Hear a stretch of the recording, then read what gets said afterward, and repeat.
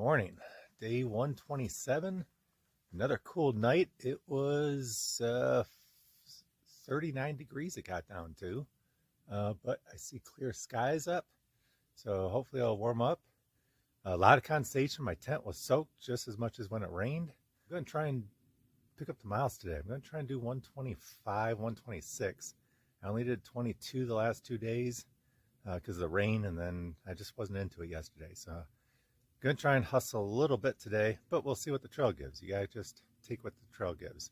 Let me just share who I camped with last night. Okay, why don't you tell me your name? I'm Torchbearer. My name is Frank, but I'm hiking just the Oregon section trail of the Oregon deal in memory of my brother. He and I were going to backpack the full PCT next year when he retired. He passed this last March, and so I brought his ashes and been sprinkling them in some special places like Rosary Lakes. I thought was absolutely beautiful. There's Stormy Lake. His best friend is named Stormy, so I put some there. Obviously Timberline Lodge, because it's a place he and I have been before. And looking forward to wrapping up this hike. It's been great, been grueling. I'm 65, so it takes a little while to get used to it, but I'm starting to get into the rhythm. Oh yeah, you've been cranking up the miles. You've been doing pretty good, because I've got 2,000 miles under my belt, and you've been keeping up the last couple of days with me. So you've been doing a good job. All right, well thanks for sharing your story. It's been great hiking with you. Kind of, we've been hopscotching the last couple of days. Every time I take a break, you pass me. Torchbearer was kind enough to share his camp spot with me last night, and we'll probably be hopscotching here again for the next day or two. Okay, thanks. Appreciate it. A little bit of rocky trail still, but you can still see the tip of Mount Jefferson right there. Look at that. There's no clouds around it today. It's just blue sky. So that's nice. A lot of dead forest out there. Some burn zones, just others are dead trees. And then got a little bit of low-lying fog out there in the valley. I'm sure that'll clear up here shortly. And the sun just starting to hit over the ridgeline. So hike towards that, and hopefully the trail goes over there in the sun. Warm me up a bit. All right, we'll see you down there. Okay, pretty much all today and the last part of yesterday has been going through burn zones. There's been a couple patches of live trees, but they've been small. These burn zones just go for miles and miles. So, in a way, it's an interesting landscape. It's also kind of sad. And scary thing is, it just feels like it's going to just keep getting worse and worse. Because, this burned probably, 2-3 years ago. It takes, years to get some vegetation back. It'll literally take decades for it to get trees and to get back to how it was. I don't know. I'm guessing 50, 75 years to get to, full growth forest. And these wildfires, things are burning a lot faster than they're regrowing. So it just feels like every year the PCT is going to get, more and more degraded. You get more and more burn zones, and between the burn zones and having to walk around wildfires, especially Northern California, Oregon, Washington, I think the experience is going to be more and more degraded. Unfortunate, but I just think back what it'd be like 20, 30, 40 years ago when all this was more pristine.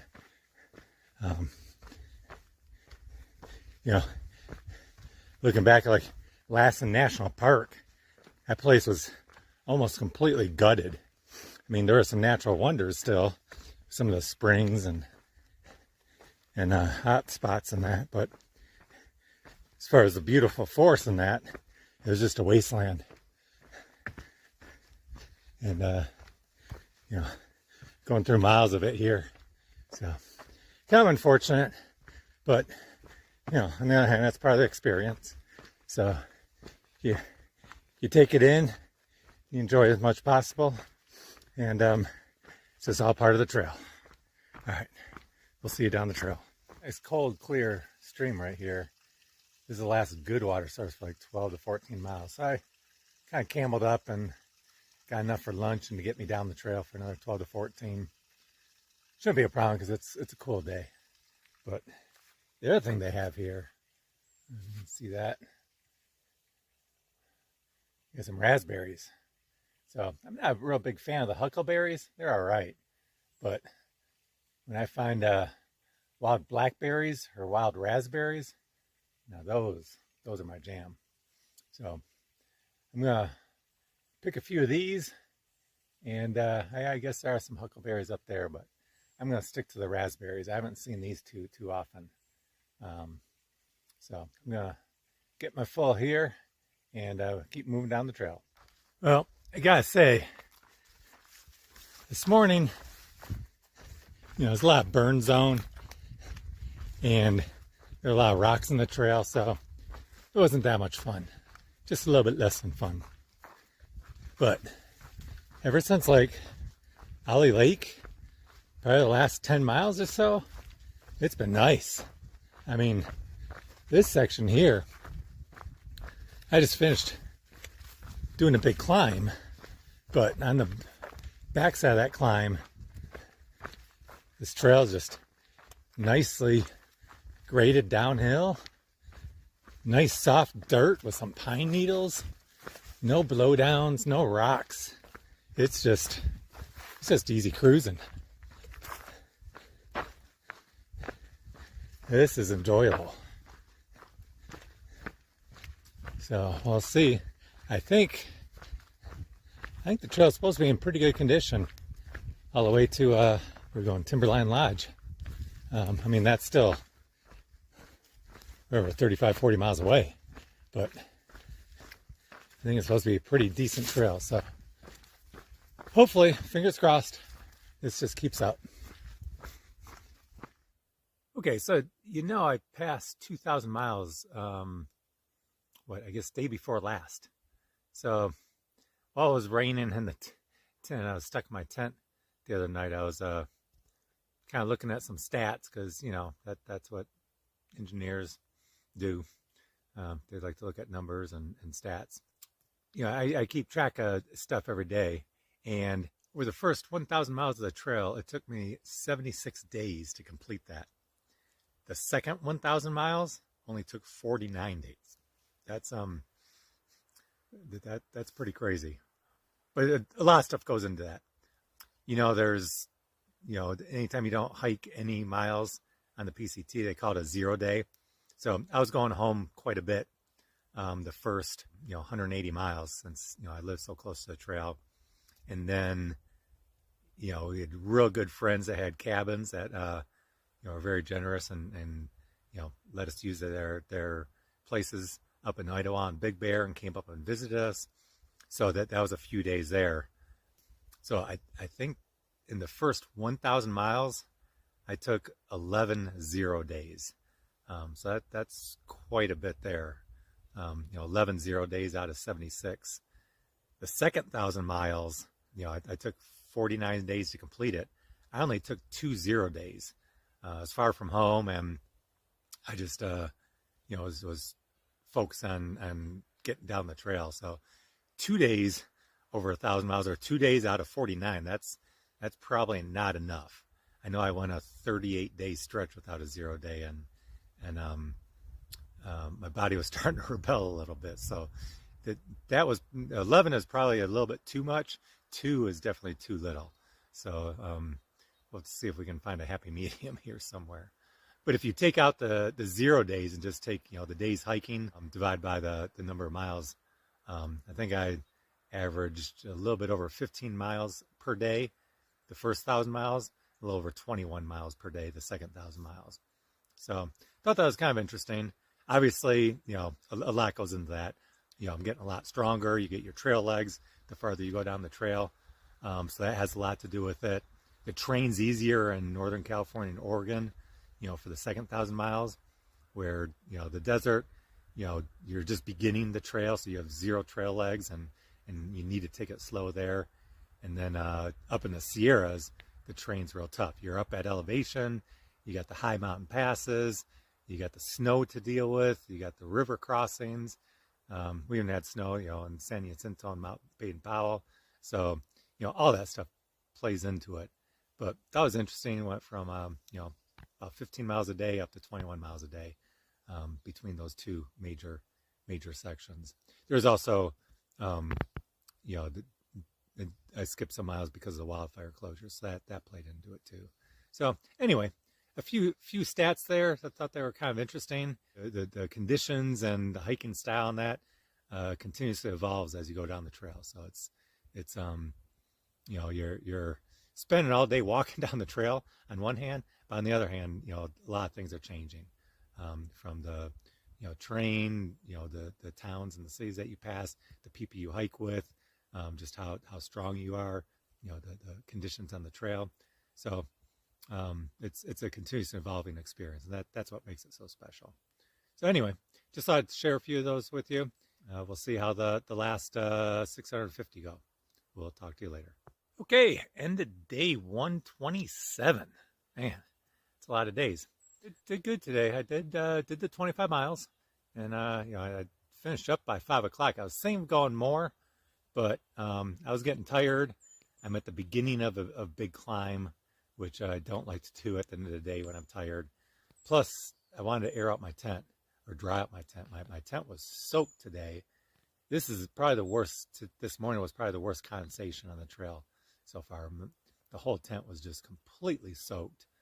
The tent was more wet than when we had the thunderstorm a couple of days ago. At least with the thunderstorm, after it stopped raining, the wind was blowing and it dried out a little bit. It was still very wet, but not as wet as last night. It was just, I've never seen it so wet. And I tried to shake it out when I rolled it up, but there was literally just a big puddle of water as I was starting to roll it up. And I never got a chance to dry it out during the day. It was a little cloudy most of today. The sun came out during brief periods, never when I was taking a break. It was always cloudy when I was taking a break. So I felt good about getting to camp a little bit early, 5 o'clock, and I was able to, I set the tent first thing, and just the breeze, dried it out in, about a half hour. So I was, setting up camp and doing my protein drink and filtering water and that. The tent dried out pretty good, so it's basically completely dry now.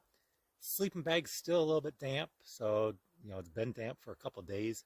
It'd do it good if I could find a half hour or 45 minutes in the sun and just lay it out and let it really dry out good. But again, it didn't really line up with my breaks, and when you're hiking, the sleeping bag's all the way in the bottom of my pack, so I'm not gonna stop hiking and then take it out and just sit there for a half hour, 45 minutes. The sleeping bag's still not wet, but it's got some moisture in it, so it doesn't keep me quite as warm. Last night I slept with my puffy jacket because it got down to 39, but between the sleeping bag and my puffy jacket, I was warm enough. I've been eating 2 lunches a day, and that's really been working out good now. So I think I'm gonna continue doing that. What else today? Not many northbounders on the trail. I don't know where. Well, I think a lot of them, probably the vast majority of them, went to trail days. But today is Monday, and trail days was Friday and Saturday. So, I'd expect them to be back on the trail. Even if they, took Sunday to, get back to where they left the trail from, they should be showing up about now. But I think ever since I left Big Lake, what kind of bird that was. But anyway, ever since I left Big Lake, I've only seen 2 northbounders. I camped with a Torchbearer last night, and I've been hopscotching with him a few days. And then there's a girl, Cheese Grater. I saw her at Big Lake, and I see her periodically, usually at the end of the day, because she starts late. Those are the only 2 northbounders I've seen in the last 3 days. And today I didn't even see a I mean, I saw Torchbearer. We got about the same time. I had breakfast, but I was about a half hour quicker packing up my tent and that. So, I left camp half hour earlier, and I didn't see him all day today, and I probably won't tomorrow either, because I think he only does like 20 or 22, and I did about 25 today, and I'm gonna try to do the same thing tomorrow. Saw a lot of southbounders. Probably saw 15 or 20 sobos, but no nobos. I mean, only those two nobos that I've been hopscotching with the last 2 days or 3 days now. So that's pretty crazy. Only two other northbounders that you see over a 3-day period.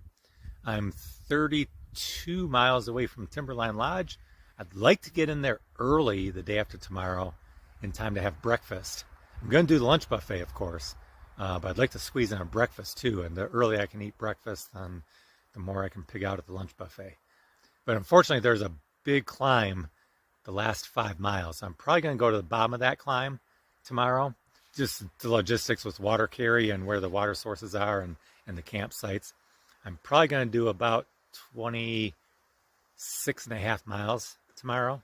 I was hoping to do more, but it'd be tough with the time, with the climb and the water. So I'll probably do 26.5, and that'll leave me like, I don't know, whatever's left, 6.5, something like that for the following morning. And I'll just have to get up early and crank up the hill to have breakfast. So we'll see how tomorrow goes, but that's the plan. We'll check in back with you tomorrow.